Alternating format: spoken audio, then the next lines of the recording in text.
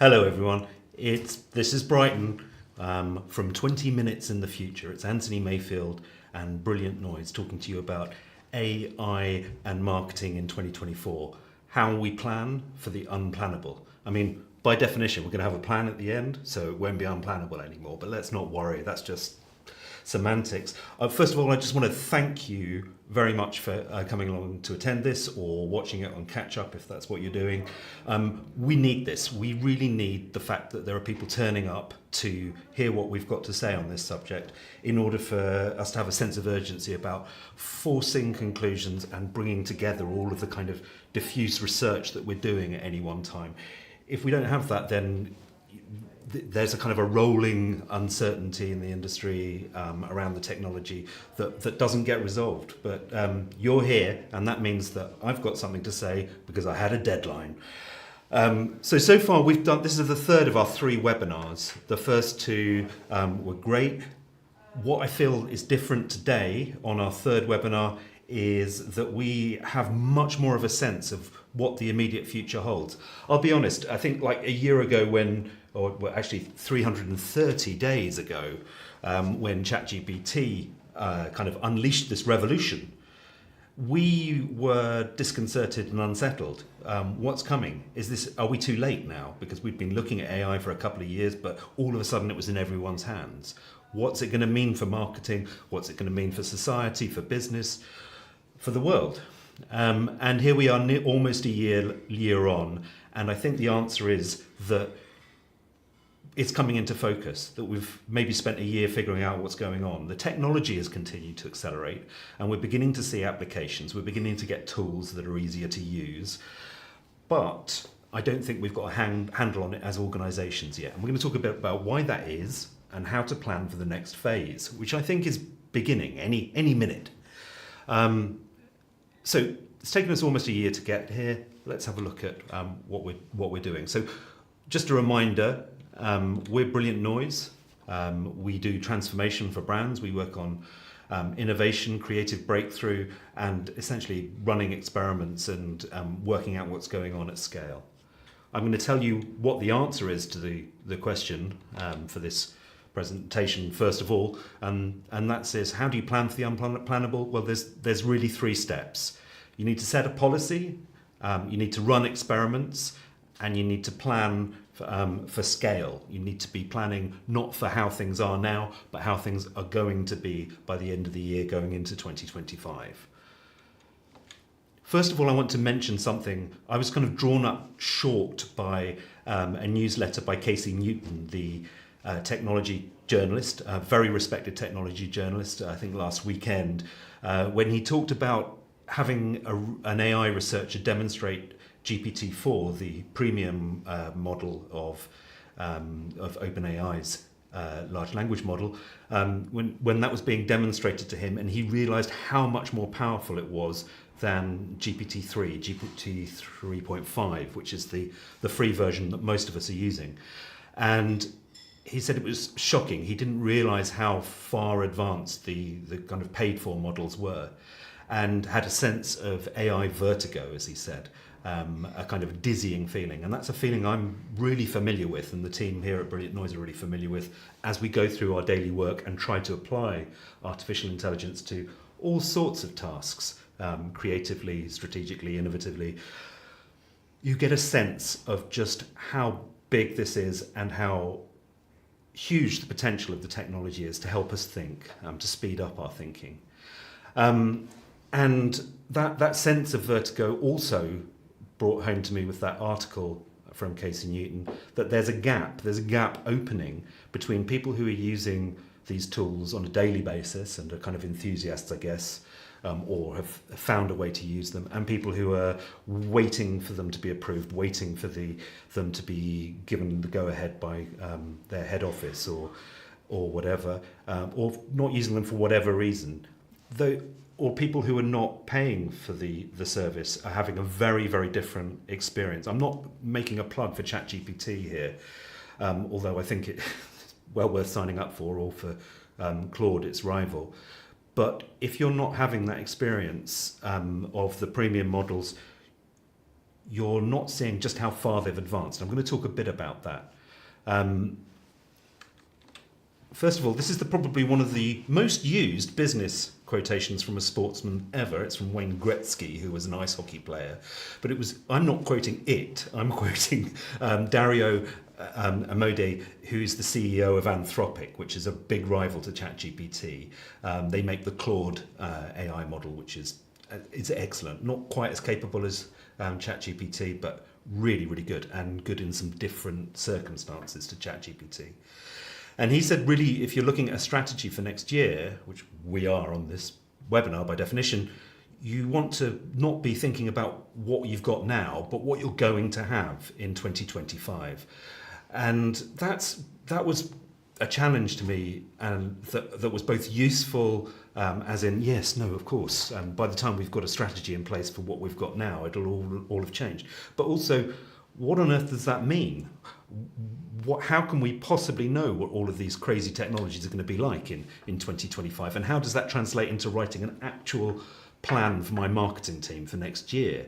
Well, looking at the trajectory, looking at where things are going, you can get some ideas. And you can get some ideas without having to get into technobabble or getting into the deep technology side of things or learning to code. You can see it. I realised listening to Dario that you can see it in the money.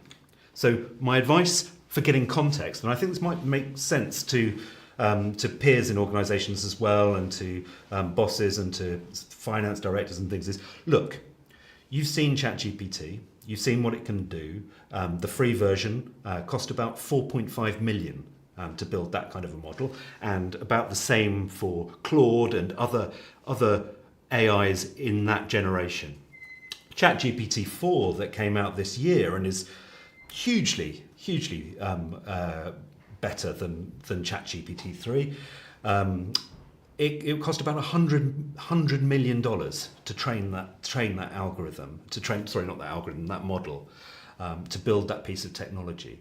So that's an order of magnitude larger, 20 times the investment in that first one, and it's well worth the investment. Hence the fact that those companies have been given enough venture capital money and enough capital to now build what will be next year $1.5 billion models. So we're going from 100 billion to 1.5 billion. And that's not all going on free ice cream and ping pong tables and things like that. The vast majority of that money for all of these generations of AI is going on computing power to build the system, to train it so that it can learn. So really those numbers, I think that Dario said that buildings and people are an absolutely tiny fraction of that sum. That's money going into computing, going into chips and energy and data centers to build these models. So we're going to be looking at something that's 10 to 15 times more complex at least. And then I guess, these are not numbers that have come from OpenAI, I should be clear. I'm giving approximate numbers based on what Anthropic's saying about what they're going to be building, and based on just extrapolating that out. Then what are we going to be looking at in 2025? Well, either we get to a point where it plateaus out because the models don't have enough data to build, or we're going to be looking at $100 billion models. But anyway, it's getting a lot more powerful. So we want to be thinking about where we're going to be in 2025. Well, that number is useful to get a sense of scale, but it doesn't tell us what we're going to be working with. So this is kind of a way of thinking about it. When ChatGPT came out, as we know, one of the first applications, and still is popularly adopted by school children and students, is do my homework for me. And this is a crude generalization, but I want to give us a sense of scale of what these models are going to be capable of or are capable of. So we've got that homework stage, we've got that write my blog post stage with GPT-3, and then the current generation that you have to pay for, GPT-4, etc., and Claude 100K. We're looking at something that really, as I'm going to explain, you can use to hack your job. You can use techniques and your domain knowledge and your knowledge of how processes work to do things a lot faster. If you learn some basics about how they work, even without becoming an expert prompt engineer, you can save a lot of time. What those billion-dollar models, the next generation are going to do when they come along, whether it's next year or early 2025, is they're going to be much, much more reliable experts. So rather than I can now hack my job using this tool, it's going to be I've now got an expert that I can kind of rely on a lot more in whatever area I want advice on or coaching on. I'm going to be able to get legal advice better. I'm going to be able to get strategic advice, data analysis, all of those sorts of things. We can actually get a lot of those now with GPT-4 in this current generation, but you have to work a bit to get there. 2024 is going to be as simple as talking to an app, which again you can already do, but you hopefully catch my point. 2025, what's the difference in 2025? What these models are going to be doing then is they're going to become your agent. They're going to be taking actions in the real world, as Dario says. They're going to be out there making decisions on your behalf and doing things within the parameters that you give them. So that's where we're heading, and hopefully gives us a sense of scale. If we want to simplify it a little bit more, at the moment we're hacking. We tend to think of hacking as something that only technical experts can do, people who can code, people who can knows the ins and outs of technology. But actually, because the interface is now a chatbot, we can all hack. We can all find a way to do what we're doing faster and better by using these tools. 2024, we're going to see the emergence much, much more of apps where you don't even have to think that. Someone's thought about that for you and they've produced an app, produced a model that's going to run your campaign, help you through the creative process, whatever you want. And 2025, we're kind of thinking more about entities. It's like, oh, actually, I can put together a team of different personas who are going to advise me and help me to produce this, or help my team to be coached and advised through that process. So that's where the puck is going. That's where we need to be thinking through 2024, is what can we do to both get immediate gains from AI, for immediate benefits, and prepare for that future that's coming down the road. That's the shape of it that's beginning to emerge. Now I've got just a little bit of a warning from Tesla, of all people, courtesy of the Elon Musk biography, which I've been reading recently. I came across a story in there about the production of the Model 3 at Tesla, and how some of the new giant factories that they were building for that car in Germany and in the US, they built with an idea of just completely automating them from scratch. And when it got down to actually producing the cars, this didn't work that well. There were all sorts of bottlenecks, despite it having been conceived as a vision of automation. And so what they had to do, what Elon Musk and his team had to do, was go through the factory and find those bottlenecks and work out how humans could do the tasks of robots. So it was literally a de-automation process they had to go through, and a complete back to front to the way that you normally do it. And it's developed, I think, for them a set of principles. Look it up. It's I think they call it the algorithm, Musk's algorithm, of questioning requirements, taking out and simplifying processes, accelerating cycle time. But automation is the last thing on that list. So this is a warning that if you think you can just replace people and replace whole chunks of the marketing process, and somehow it's going to be a lot better, and there will be people selling this solution to you over the next year, whatever it's called, whether it's wrapped up as a big brand product, or whether it's a new challenger or whatever, they'll be saying, just automate the whole thing. It's a seamless solution. It's a one-stop shop. Ever heard that before? Ever been disappointed? Yeah, I thought so. That warning from Tesla is that you need to do the work on the process. You need to think about the complexities of the automation before you can introduce things to speed up parts of it. Otherwise, you're going to hit a major stumbling block. As we said last time, how we're going to change this, how we're going to change in terms of how we think over the next year as well, I just wanted to remind you of this, is we're going to be thinking about how we do better within our frame of reference and knowledge. We're going to be reimagining, applying new frames to that, innovating, and then we're going to be reframing the whole thing, imagining a whole new way of doing things. That's the kind of thing we'll be thinking about in 2025 and when we're planning for that, and we need to be ready for that.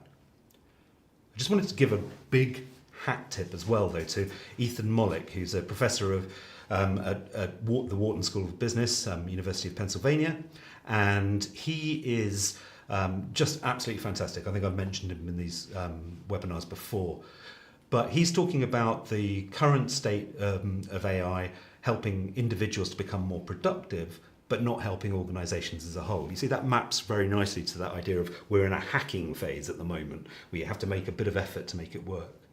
And that AI doesn't necessarily scale very well. And that really, as you can see, nobody knows how to scale it very well as an applied technology, as something we're doing. And my evidence for this, apart from all sorts of arguments, my evidence with this would be, if this was something people could do, Google would have done it by now, and you'd be able to use AI in your Google Work Suite. And that may be around the corner, but the version that they're selling for $30 a month now on every license is absolutely pitifully bad. So obviously, having the most money and all the best technology in the world doesn't mean that you can do that you can scale it. So that's still something we're going to need to work out how to do. And before you buy any of those one-stop solutions, you're going to be wanting to know that it fits with your process and how you do things. Otherwise, you're going to be stuck with a bunch of robots doing things you don't want to do and holding things up in all sorts of ways. One last point here about the idea of hacking is that if we can accept that we're all hackers now, if we want to use AI, and we really should be in our daily work, then we're hackers, and we need to be thinking about how we collect and implement and share different processes. So up on this slide, I've put 3 of our recipes, as we call them at Brilliant Noise, because it's non-technical and not as pretentious as calling it a program or a prompt sequence. But three examples, we've got many of them, of ways that AI can help us. One of them is very personal. It's not actually a work thing, and it's a kind of a routine that I built for my kids, both of whom are applying for university, based on the rules for UCAS forms, and based on the kind of feedback and guidance that UCAS and university professors give around personal statements, for them to put in their personal statements and have them critiqued in detail by the AI and give them that feedback. It's not to rewrite them for them because, well, A, that's against the spirit of it, but also it would tend to strip out their personality, which is one of the big sort of steers that you get from those bodies. But it's been incredibly useful to them, and apparently to some other people, because I put it out on the internet and it's being used a lot, to like help you blend all of those things that you want to say in just 4,000 characters, which is what the form allows you to do. So there was that's one. In terms of actually marketing, we've got all sorts of hacks. We're able to produce content very, very quickly. This webinar will be turned into an article and into some talking points directly afterwards. And that is a process which used to take around 12 hours. We looked at the timesheets, tracked it, thought about it, talked to people. About 12 hours to write a good article and a good summary from a transcript, blah, blah, blah. Takes about 2 hours now, start to finish. That's another hack that we've done. Soon that'll be an application. And also, well, for another time, we don't have time today, but we've got this wonderful tool for reverse engineering creative. So we put an ad or we put an audio description of a video spot into this process, and out the other end comes the brief, what the brief would have been, plus it'll tell us all of the points at which the client team and the agency team would have needed to take risks and be bold to create a great piece of creative. So you take something like the Nike Londoners Can't Be Beaten creative that was done by was Veeden and Kennedy. Yeah, Veeden and Kennedy. John Ronson was one of the producers involved in that. Absolutely amazing, but a real stretch, a real creative stretch. And reverse engineering that was a lot of fun, but we don't have time to go into that right now. But all this hacking does present a challenge. As I might have mentioned before, IBM, who have thousands of staff using their generative AI product, ran a hack day for 20,000 staff, and they ended up with 180,000 app ideas. That creates a challenge. How do you manage all of that? Well, we'll get to that in a moment. First of all, I did start off preparing this presentation. I think we were going to be talking about predictions and issues, and I really wanted to do that. Maybe we'll do that another time, but I'm going to just keep one or two points of the predictions for next year in here. And the first one of those is that there's usually about 1.5 gigabytes of agency and consultancy predictions brochures turned into PDFs and put out there. I know that because every year a very helpful person somewhere in the marketing community puts them all together in a folder, and you can go and look at them, or just look at the size of it and go, that's 1.5 gigabytes of predictions that may not be that useful, but I should wade through some of them. My prediction, 80% of them will be written by ChatGPT this year. And yeah, you come at me. You won't be able to prove that they weren't. I bet they were. And if they weren't, most of them should be, because they're useless. Anyway, what we all need to do is get on and do a proper PESTLE analysis, proper strategic analysis of all of the elements. We need to acknowledge some really obvious things that are coming out of this and that you're going to see in all of those reports. Like, it's obvious that hyper-personalization is where AI is going to lead because of its ability to republish very quickly, because of that trend that was already happening with atomic content and personalization. It's going to produce a lot of disruption and a lot of opportunities in content production and obviously productivity. But let's get into the practicals of what you can do about it. First thing, you need to set policy. As I said, policy is a combination of having a very clear perspective for your team and organization on what you're going to be doing, and some guardrails to stop people doing any damage. But you need people using it, and you need that policy. All of these things need to be renewed about every 2 to 3 months, I think. The policy, you need to think about running experiments, and we'll get onto that in a moment. And you need to plan for that scale that's going to come. You need to plan for everybody wanting to use this, everybody in your competitors using this technology, and how you're going to manage that just from a governance point of view. In terms of policy, it's not as hard as it looks. It just takes a day or two of, or perhaps even less, of hard thinking, and get it down and get it out. This is the BBC's. It's just 3 principles. There's a lot more words than this, but basically 3 principles that the corporations put out there that is going to guide all of its work with AI. I think that's a useful example, as was the FT's policy that we mentioned in the first webinar that Rula Khalaf put on the front page of the newspaper and on their website. We're going to be transparent about how we use AI. We're going to look at experiments and train everybody in the best practices that we learn. So policy, how do you do it? You set a direction, you create some guidelines, and you allow people to get moving. So if you don't have a policy in place, or you don't have a policy that is allowing that movement at the moment, you need one of those for 2024, non-negotiable. Then you need to run experiments, and this often feels risky. This often feels like, sure, we run experiments, but we're not talking about just trying a few things out and putting in a few award-winning innovation projects that look good but don't really go anywhere. Running experiments is something that is structured. It comes with a lot of challenges, but there are agencies, consultancies, there are people out there with best practices. We are one of them. This is an article from Linda Grattan, the fantastic professor and author of Redesigning Work and the 100-Year Life. She wrote in her column for MIT Sloan recently about the challenges, and said it was a hard recommend for all of her CEO and board level clients that they embark on an experiment program. One executive said to her that they'd created a head of generative AI to moderate and make sense of the hundreds of experiments we have running on any day. So that's what major companies are doing at the moment. They're running experiments, and we need to do that in marketing as well. And that is something that we don't have a great track record on, despite our love of the new and love of innovation.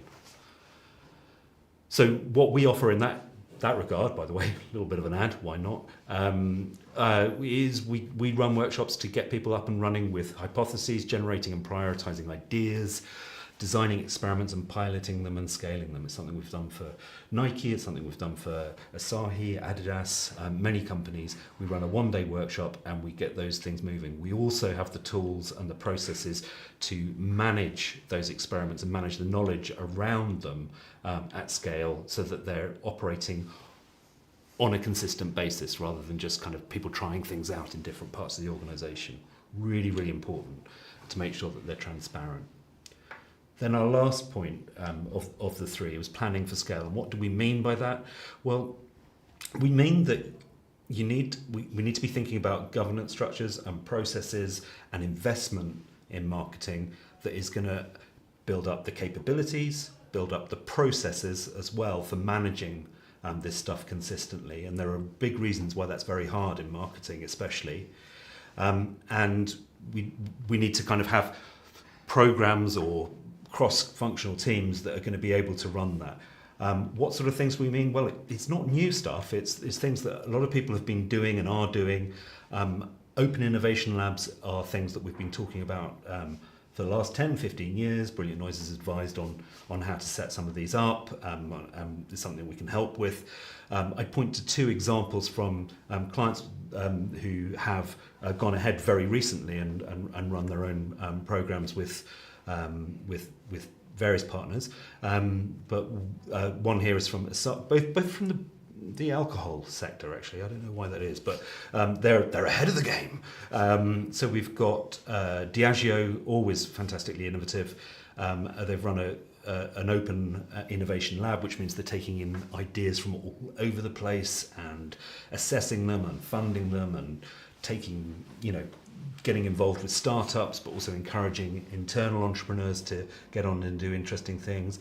And then we've got our client Asahi, who have we've done a lot of work with them over the last few years on how to bring boldness into creativity and how to bring digital skills into the organisation. And they've decided now they're going to run an innovation challenge and encourage people from outside to come in and get involved in that and channel those ideas and look at them. That's a big programme. But that's the kind of thing we need to be thinking about and doing to have the practice to be ready for the changes that artificial intelligence will bring. And I'm going to end with a couple of points before we open up for some questions. And that is that really a provocation. I think up until this point, we've been talking about abstract. AI is huge, it's coming, it's going to be big, it's here, it's happening, it's moving. And I think that in 2024, table stakes for marketers, for every organisation, but we're just talking about marketing today, I think 10% of your budget should be on innovation, and I think most of that should be going on artificial intelligence. 10% of your total budget should be going on that. And 10% of everything else should be going on integration and optimization, thinking about AI.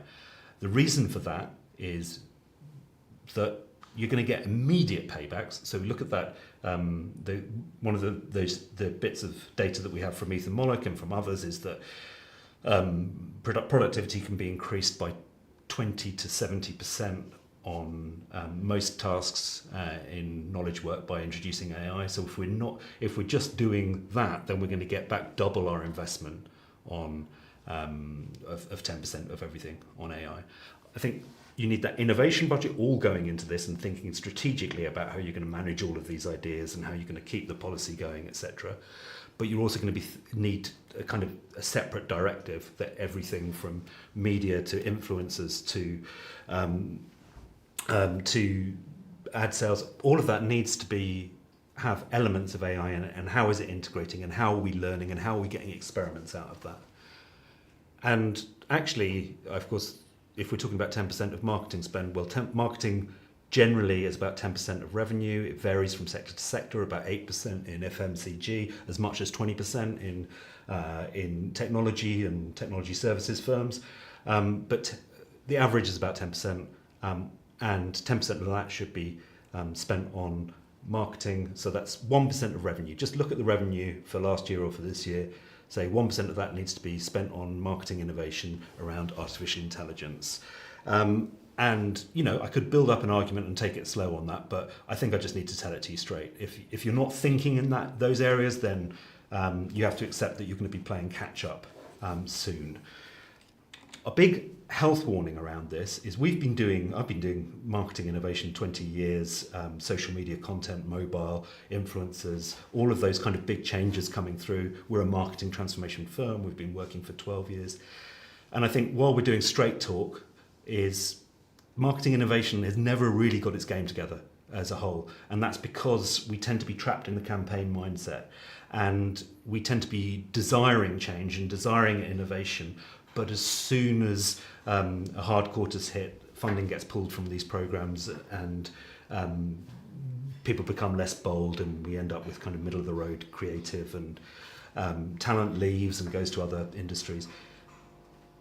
We've got to take this really, really seriously, and that's why we're giving you that prescription of get serious and get 10% in on AI immediately at minimum. It'll pay you back really, really quickly, and you'll be ready not to be wiped out in 2025.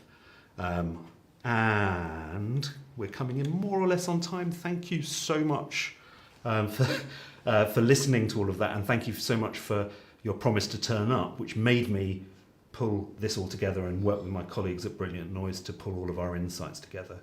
I appreciate that that this has been Top Line. It's kind of a summary, it's abridged versions of a lot of the content that we're working on with clients, but it's really great to share it, and I've really valued the feedback from our webinars so far.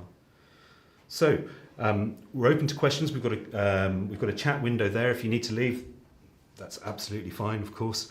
But if anybody wants to hang around and ask questions, I'm open to doing that. And I've got Roz. No, I don't. I've got Stephanie. Sorry, Fraser's back, by the way. Bit of a fan.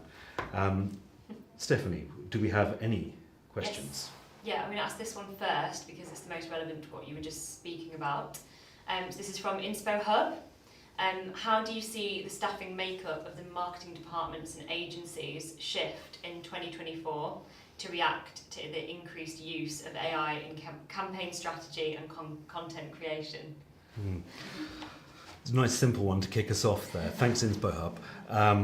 So I don't think that the staffing should necessarily change a lot, because although we saw someone hiring a head of generative AI, I would think that the best candidate for that job is going to be somebody who's already in the organisation and is a passionate advocate and user for the technology. I think that this is going to need to be introduced into everybody's jobs, and that we're in the first phase that we're in that phase of hacking, we're in that phase of how do we do what we do but better with AI, and there's no reason to start restructuring at that point. I think as we get to the point where we're looking at producing processes, maybe building our own apps to speed up work across the organisation, at that point we might need to think about, okay, so have we got enough people with the right skills to integrate with the technology? How are we working with our CIO or our technology colleagues on this? How are we working with people across the organisation? But if you've got a pretty decent marketing organisation, you should be thinking about basically holding on to those people and upskilling them as fast as possible to give you options in the next phase, in the next phases of change that are coming down the tracks. Cool. So we've got 2 questions from Ken P. I'm going to ask the most simple one first. Thank you. What are the 3 most important things that he should be teaching to his digital marketing students about this? Thank you, Ken. And Ken's a lecturer at Northampton. And what are the 3 most important things? That's a good question. I think the first thing would be an understanding of the history of AI. That's a very simple thing, but it's like what we talked about in the first webinar in this series was the long phase of scientists, computer scientists using logic and logic systems to build technology, and why that was, and then the machine learning data-led approach, and why in this moment this is different. Because if we understand the history, then what we understand is how early on we are in this phase, and also how many other parallel kind of approaches to generating artificial intelligence there are. All the attention naturally is on generative AI at the moment because there's been a massive breakthrough and it's in all of our hands and it's amazing. But there are other initiatives going on like evolutionary AI, etc. So that kind of global perspective, I think, is really important. I think the second thing to teach students is that nobody knows anything. The old William Goldman quote, "Nobody knows nothing." The people who are making the technologies and the people who have the domain and expertise and power in the industries that are going to be disrupted by this all have opinions and all want to say they know what's going to happen, but we don't. We can judge the trajectory, but we don't know what the destination is. We don't know what some of the way stations are along the way. So everybody who is participating and using and shaping the technology is going to have a role to play in that. So this is wide open, but we can see the shapes emerging. And I think probably the third thing, and I'd probably give a different answer to this on a different day, but probably the third thing is to take an amoral view of it. And I don't mean that from a moral point of view, like standing away from it, but I think there's a lot of confusion and distraction being created around artificial intelligence and the idea of a robot apocalypse and things. This is really, really interesting. We're all in on experimenting and understanding it, but there are really muddled issues here around intellectual property. One of the things we've seen is firms indemnifying anybody using their systems for artificial intelligence against lawsuits by people who feel that their work's been ripped off because the creative, the words or the images are something that ChatGPT has learnt from what they would regard as stolen content. So I think it's really important not to take sides in this, but to look at it and understand it all and then to make judgments. So I think that an amoral position in terms of really understanding what's going on rather than jumping to a kind of a conclusion or position on artificial intelligence. It's complex, we don't know how it's evolving, and while it's really, really exciting, there are pitfalls and there are moral questions around how it's used and why it's used. Cool. Another question from Ken. Are you aware of any organisations that are already attempting to track tactical marketing communications right through to conversion using AI? And then he's mentioned Salesforce as an example. Tracking, could you repeat the question, Your Honour? Are you aware of any organisations that are attempting to track tactical marketing communications through to conversion using AI? I would think that's something that most organisations have probably got someone trying to do at the moment. I'm not sure how useful it will be for them, but I think it will probably be really interesting to learn from that. One of the things about AI that's really amazing from a kind of what will be possible with this is that it removes some of the limitations. The large language models, especially the most advanced ones and the ones that are just about to arrive, they help us think further and faster than we could.